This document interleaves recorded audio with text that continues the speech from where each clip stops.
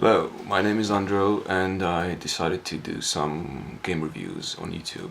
And this is my test video that I'm doing to test things out and see what goes where and how all of this works out.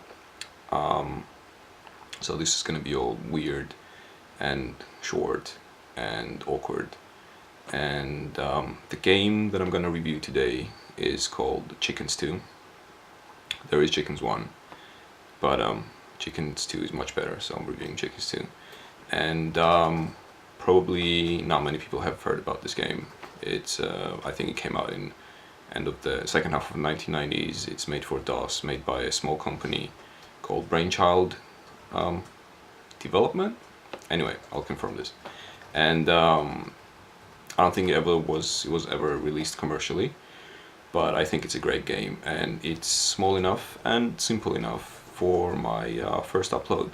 So here we go. Oh, and if you like my shirt, please subscribe because I'll be wearing it a lot.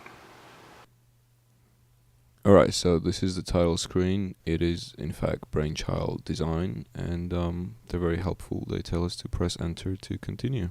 The premise of the game is that in not very distant future, that this is what they tell you, the premise, but I'm gonna tell you anyway. The chickens rebel because they've been enslaved by humanity and bred for consumption for so many years, and now it has come to the point where it's either us or them. And there we go.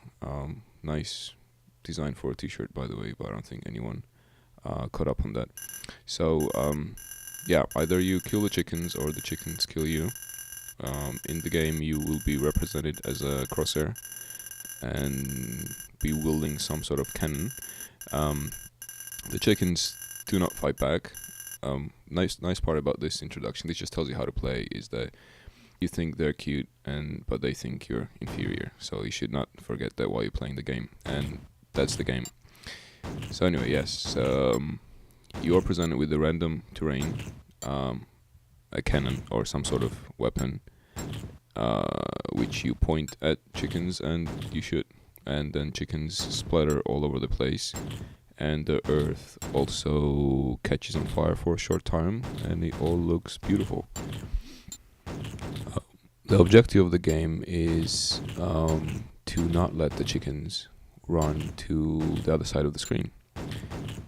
We're not told what exactly happens when any of the chickens reaches their objective, but the game ends, and I guess the fate of humanity is decided, and we lose, they win.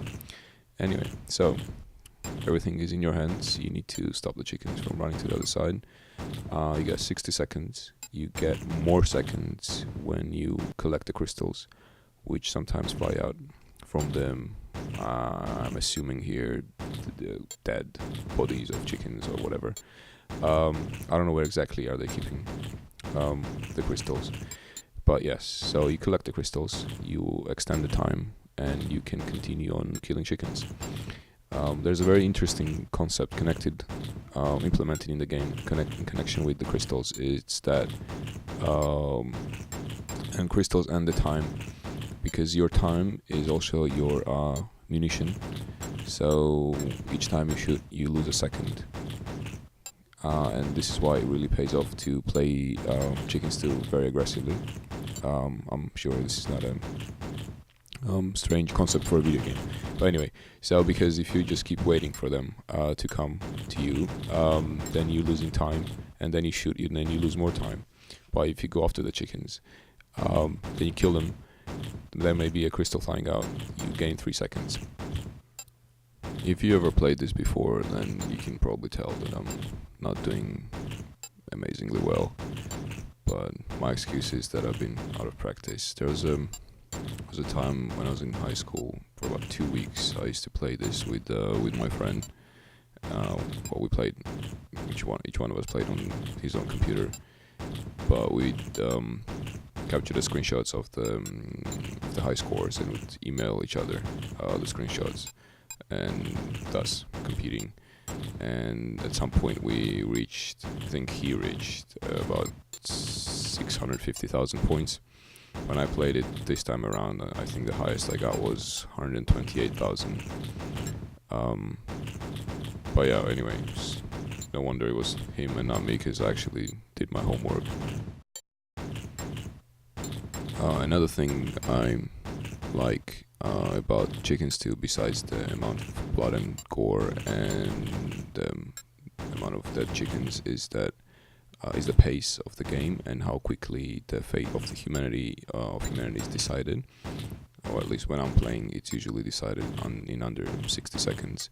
And probably if you're really good, maybe you'll be playing for 3 minutes.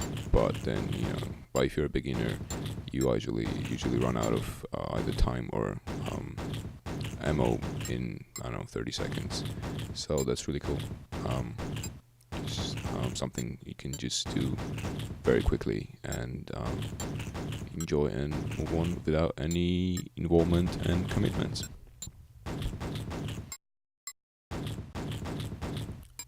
So, again, this is a DOS game, so it runs in DOSBox, or well, unless you have actual computer that runs on DOS, then you obviously don't need any DOSBox. But yeah, it's a freeware. I would imagine there are several places you can get it from, or it's in abandonware, or anyway, I don't think anyone is gonna come after you if you get this game. And I personally got it from DOSGamesArchive.com, and you just go there, you find the game, you download. So it's very straightforward to in terms of playing it in DOSBox. You just plug it in and it works. I didn't have to tweak anything. So I'm gonna just leave you now with some more juicy moments of death and destruction, and I'm also gonna yank up the sound as well, so watch out for that.